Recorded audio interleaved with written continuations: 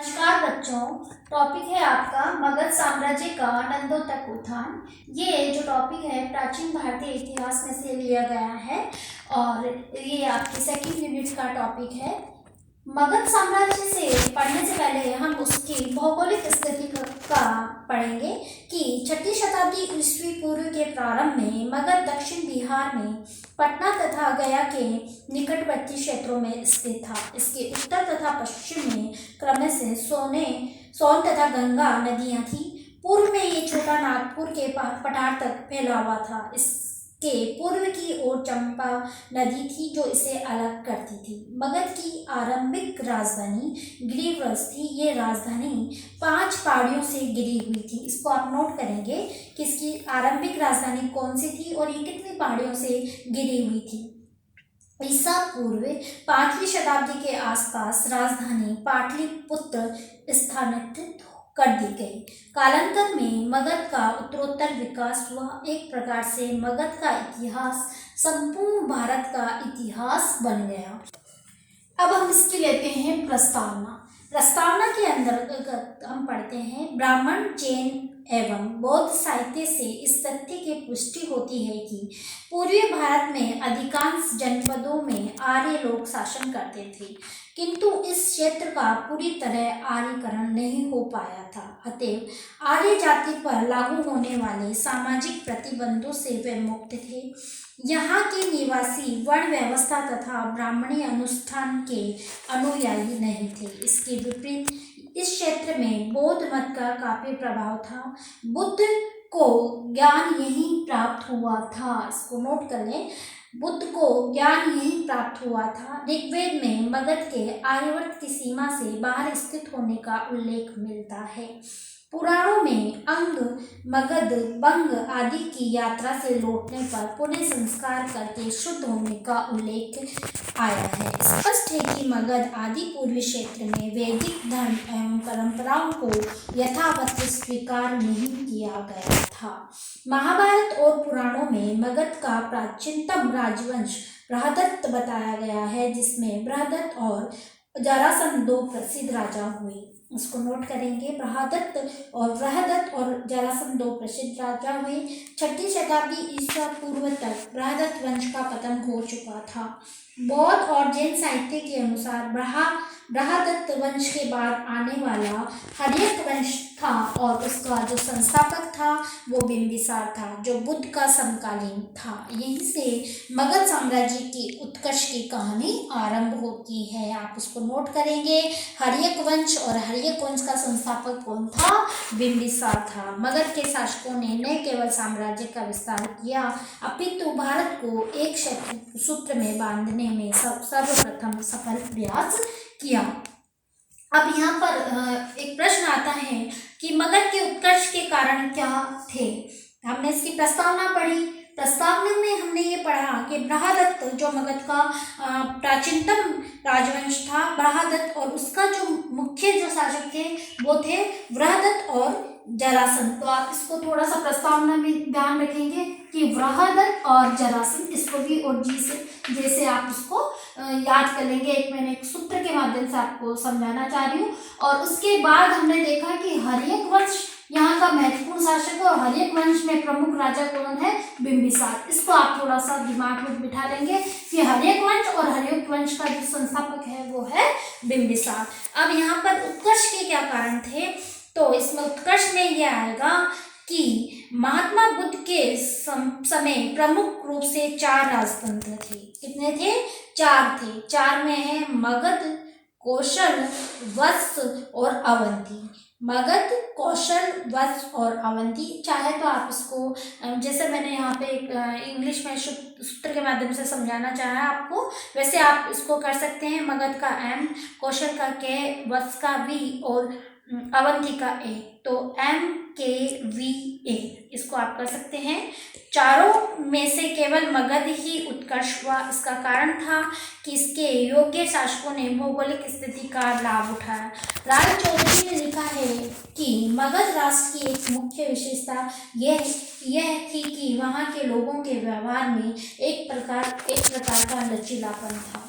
ये गुण सरस्वती व सरस्वती के तटवर्ती प्रदेशों के लोगों में नहीं था। मगध की भौगोलिक स्थिति ने भी उसको सुरक्षा प्रदान की। मगध उत्तर भारत के तटवर्ती मैदानों के ऊपर तथा निचले भागों के मध्य स्थित होने के कारण अधिक सुरक्षित था। मगध की राजधानी राजगृह चारों ओर पहाड़ियों से सुरक्षित थी। महाभारत में विवरण मिलता है कि ये 5 पहाड़ियां विहार, वरहा, वृषद, ऋषिगिरि तथा चैत्य से घिरा होने के कारण अग्निमय दुर्ग के समान था। मगध की भारत के मध्य स्थिति महत्वपूर्ण थी। प्राचीन काल में हाथी सेना के विशेष अंग माने जाते थे।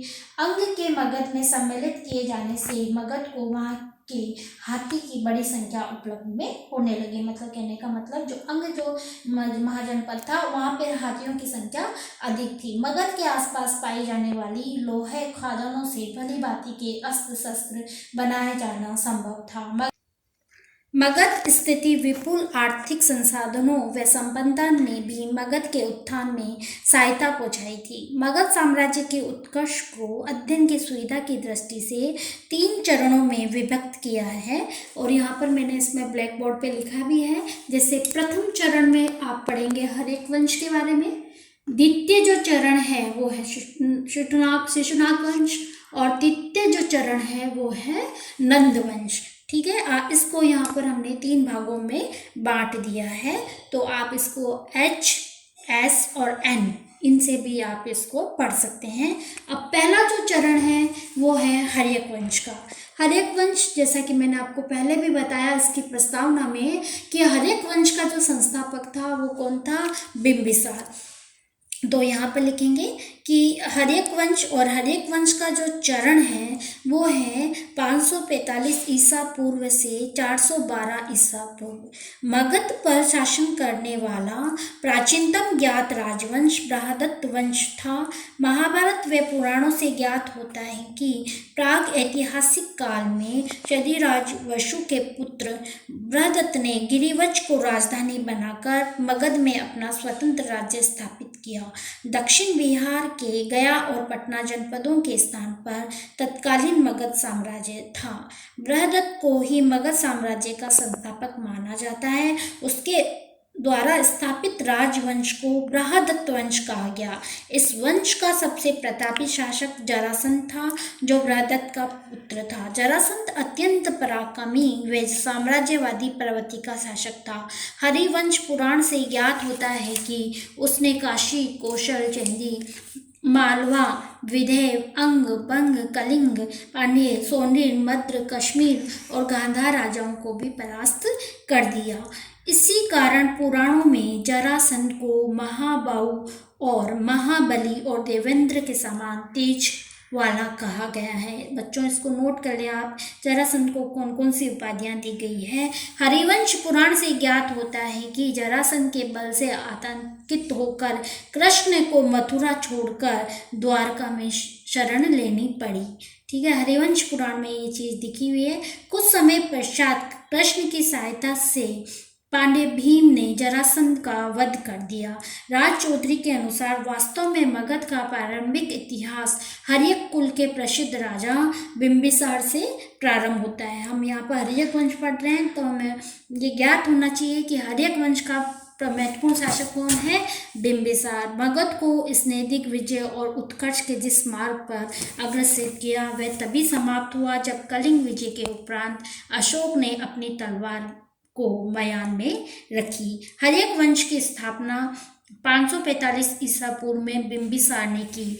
उसने 413 ईस्वी पूर्व तक शासन किया। बिंबिसार के बाद उसका पुत्र अजातशत्रु मगध का शासक बना। अजातशत्रु के बाद उसका पुत्र उदयन या उदयभद्र, उदयन के पश्चात उसके उत्तराधिकारियों अनिरुद्ध, मुंडक और नाग दशक ने शासन किया। 412 ईस्वी पूर्व में हर्यक वंश का जो अंतिम राजा था वो था नाग दशक या दशक को शिशुनाग ने परास्त कर मगध में एक नए राजवंश की स्थापना की जिसे शिशुनाग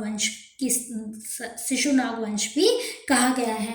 तो बच्चों आप यहाँ पे ध्यान रखेंगे कि जो हर्यक वंश है, हर्यक वंश में महत्वपूर्ण महत्वपूर्ण शासक है बिंबिसार, बिंबिसार के बाद अजातशत्रु, अजातशत्रु के बाद उदयन, उदयन के बाद अनिरुद्ध, और अंतिम जो अनिरुद्धक, मुंडक, और जो अंतिम जो शासक है वो है नागदशक।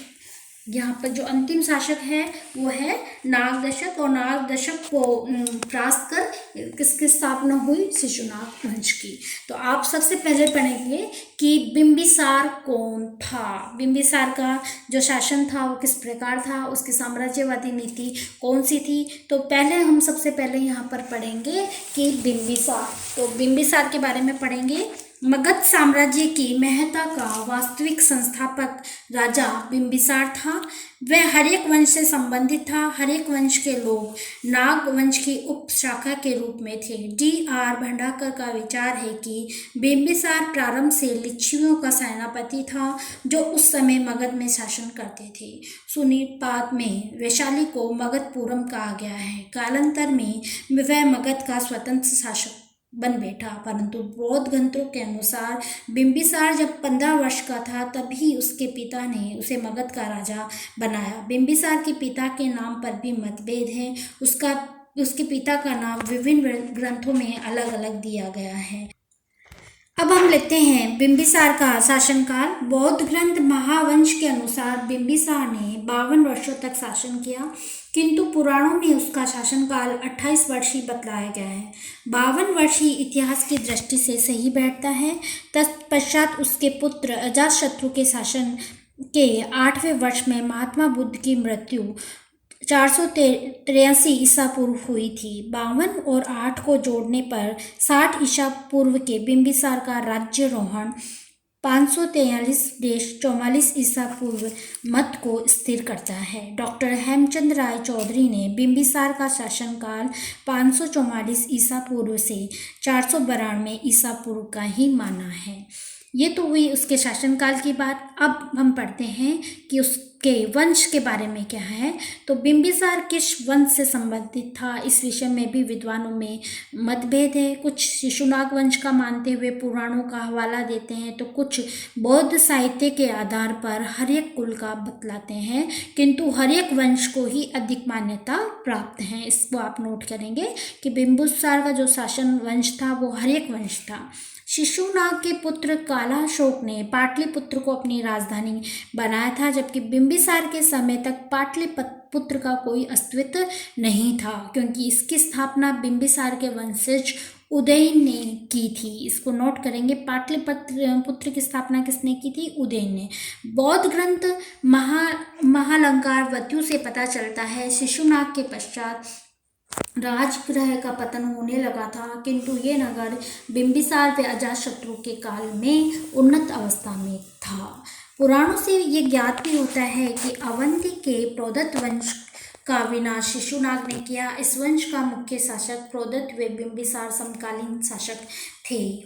डॉक्टर भंडारकर के अनुसार बिंबिसार को नागवंशीय बतलाना। डॉक्टर गिरिजाशंकर मिश्र के अनुसार यह वंश बिंबिसार मूलतः नाग जाति के लोगों से संबंधित रहा है। हर्यक का शाब्दिक अर्थ है हरि अर्थात सर्प एवं अंग से चिन्ह सर्प के चिन्ह वाला वंश कहा गया है। इस दृष्टि से बिंबिसार का वंश शिशुनाग ही नहीं अपितु नागवंशीय अर्थात हर्यक वंश का ही मानना चाहिए। अब हम आते हैं, ये तो हुई इसके वंश निर्धारण की बात। अब इसकी साम्राज्यवादी नीति। उस समय उत्तरी भारत में 3 शक्तिशाली राज्य थे, कौशल, वत्स एवं अवंती। बिंबिसार एक महत्वाकांक्षी था, कुशल एवं कूटनीतिज्ञ शासक था। उसने तत्कालीन राजनीतिक परिस्थितियों का सही आंकलन किया और अपनी दूरदर्शिता नीति से मगध के साम्राज्य एवं प्रभुत्व को विस्तारित करने का प्रयास किया। इसके कार्य को उसने पूर्ण करने हेतु उसने वैवाहिक संबंध, मित्रता एवं विजय के 3 उपाय किए। कौन कौन से? एक तो वैवाहिक, यानी किसी अगर कोई राजा उससे ज़्यादा शक्तिशाली है जिस पे वो विजय प्राप्त नहीं कर सकता तो उसकी पुत्री से उसने वैवाहिक संबंध स्थापित किए। दूसरा, उसने मित्रता का प्रस्ताव रखा, और तीसरा, अगर मित्रता से भी बात नहीं बनी तो उसने उस पर विजय अभियान छेड़ा। तो वैवाहिक संबंधों द्वारा मैत्री गठबंधन। जिस समय बिंबिसार गद्दी पर बैठा उस समय मगध की स्थिति बहुत अच्छी नहीं थी। उसके इर्द गिर्द शासक अपनी शक्ति के विस्तार में लगे हुए थे। वजीर संघ जो मगध के उत्तर में स्थित था कि सैनिक शक्ति का प्रत्येक मंडल में गांव का अधिकारी ग्रामीण कहलाता था। ग्रामीण का राजा से प्रत्यक्ष संबंध था। वे राजा को परामर्श दे सकते थे। भूमि कर के रूप में उत्पादन का 1/6 भाग लिया जाता था। ग्रामीण के माध्यम से ये कर भी वे लेते थे। अन्य ये तो उसके बाद अब हम यहाँ आते हैं कि उसने अपने साम्राज्य का जो विस्तार किया था उसने अवंती और कौशल के शासक अपनी सीमाओं का विस्तार कर रहे थे। अवंती और गांधार के शासकों के आपसी संबंध भी कटु थे। ऐसी परिस्थिति में अपने राज्य का विस्तार करने से पूर्व बिंबिसार ने अपनी स्थिति को सुदृढ़ करने के उद्देश्य से मित्रता पे वैवाहिक संबंध स्थापित करने की नीति अपनाई। बिंबिसार ने महत्वपूर्ण राजवंशों से वैवाहिक संबंधों द्वारा मैत्री गठबंधन का दूरदर्शिता का परिचय दिया। डॉक्टर हेमचंद्र राय चौधरी के अनुसार यूरोप के हैब्सबर्ग तथा पूर्व वंशों के भांति बिंबिसार भी राजवंशों से वैवाहिक संबंधों का समर्थक था। उसकी ये नीति सफल हुई। जिन राज्यों में बिंबिसार ने वैवाहिक संबंध स्थापित किए वे राज्य मगध के मित्र बन गए। इन मित्रों राज्यों ने मगध को उत्तर तथा पश्चिम की ओर पांव फैलाने में मदद की। उसने जिन राज्यों के साथ वैवाहिक संबंध स्थापित किए वे इस प्रकार थे। बिंबिसार ने कौशल नरेश प्रसेनजीत की बहन कौशल देवी के साथ विवाह किया। बच्चों इसको आप जरूर नोट करेंगे कि सबसे जो अहम इसका था वो कौशल जो क्षेत्र था उस समय उस कौशल जो नरेश था प्रसेनजीत उसकी बहन कौशल देवी के साथ उसका विवाह हुआ। इस वैवाहिक संबंध से बिंबिसार को शक्तिशाली कौशल जनपद की मित्रता का लाभ हुआ। साथ ही देश के रूप में 1 लाख के वार्षिक भू राजस्व वाला काशी ग्राम भी प्राप्त हुआ। कौशल और काशी, ठीक है। बिंबिसार ने वैशाली के लिच्छवी शासक चटक की पुत्री चेलना के साथ विवाह किया। इस वैवाहिक संबंध से बिंबिसार को तत्कालीन भारत के विख्यात युद्ध प्रिय लिच्छुओं की मित्रता प्राप्त हुई। इतना ही नहीं मगध के व्यापारियों को आर्थिक लाभ भी हुआ क्योंकि वैशाली गंगा नदी के उत्तर में स्थित रहने के कारण व्यापार का एक प्रसिद्ध केंद्र थी। बिंबिसार ने मध्य प्रदेश उत्तरी पंजाब की राजकुमारी क्षेमा के साथ विवाह कर मद्रों से मित्रतापूर्ण संबंध स्थापित किए। ऐसा करके बिंबिसार ने मद्रों का सहयोग व समर्थन प्राप्त किया। बिंबिसार ने अन्य एक रानी विदेह कन्या वासवी थी। मिथिला के विदेह से वैवाहिक संबंध स्थापित किए। बिंबिसार ने अपने पूर्व सीमा के शत्रु देश अंग को उत्तर पश्चिम की ओर से मैत्री विहीन कर दिया। ऐसा माना जाता है कि बिंबिसार ने समकालीन कुछ अन्य राजवंशों के साथ वैवाहिक संबंध स्थापित किए क्योंकि महावज्ञ में बिंबिसार की 500 रानियों का उल्लेख मिलता है। दूसरा जो यहाँ तो वैवाहिक संबंध तो आप इसको नोट करेंगे। कौशल, वैशाली और उत्तरी पंजाब और विदेह ये 4 जो क्षेत्र थे उसमें उसने वैवाहिक संबंध स्थापित किए। दूसरा है कि मित्रता के संबंध स्थापित करना। तो बिंबिसार ने कुछ राज्यों के साथ राजनयिक व स्रोतपूर्ण संबंध स्थापित किए। अवंती के शक्तिशाली राजा प्रोदत्त के साथ उसने मैत्री संबंध स्थापित किए। एक बार जब प्रोदत्त पांडु रोग पीलिया से ग्रसित था तो बिंबिसार ने अपने राजवेद जीविक को उसकी सुरक्षा के लिए भेजा। गांधार नरेश पुष्कसरी ने उससे मधुर संबंध बनाए। गांधार नरेश ने मगध की राज्यसभा में एक दूत भी भेजा। तीसरी जो उसकी नीति थी अपने शासन या साम्राज्य का विस्तार करने की वो थी आक्रामक नीति या युद्ध की नीति। कूटनीतिक और वैवाहिक संबंधों द्वारा अपनी स्थिति सुदृढ़ करने के पश्चात बिंबिसार ने राज्य विस्तार के लिए सैनिक अभियान का सहारा लिया। मगध के पूर्व में अंग का राज्य था तथा मगध व अंग में पुरानी शत्रुता थी। अपनी कुशल कूटनीति के फलस्वरूप ही बिंबिसार को अपने शत्रु अंग से युद्ध करने का मौका मिल गया। महावज्ञ व शोधन सूत्र से हमें जानकारी मिलती है कि अंग को जीतने के लिए बिंबिसार ने कूटनीति का सहारा लिया। युद्ध में अंग नरेश बृहदत्त मारा गया और अंग को मगध में मिला लिया गया। बौद्ध ग्रंथों से जानकारी मिलती है कि चंपानगर के ब्राह्मण वर्ग को अपने पक्ष करने की दृष्टि से चंपा की आय ब्राह्मण शोदंड को समर्पित कर दी। संभवतः नए विजित प्रदेश में स्थायित्व प्रदान करने की दृष्टि से ऐसा करना आवश्यक था। बिंबिसार का राज्य 300 योजन तक विस्तृत था, जिसे अजातशत्रु ने 200 योजन और बढ़ाया। विनय पिटक तथा महावत से ज्ञात होता है कि उसके राज्य में 80,000 नगर या ग्राम थे। कहा गया है कि बिंबिसार ने 80,000 गांवों के ग्रामीणों की एक सभा भी आयोजित की। तो बच्चों, आज आपने पढ़ा मगध साम्राज्य का जो उदय है उसकी प्रस्तावना है। प्रस्तावना में उसमें जो पहले जो वंश थे और वंश में यहाँ पर हमने लिया था हरेक वंश, और हरेक वंश में हमने पढ़ा बिंबिसार के बारे में। तो मुझे पूर्ण विश्वास है कि आपको इसमें समझ में आया होगा और आप इसको अपनी बुक में और विस्तृत अध्ययन करेंगे। धन्यवाद।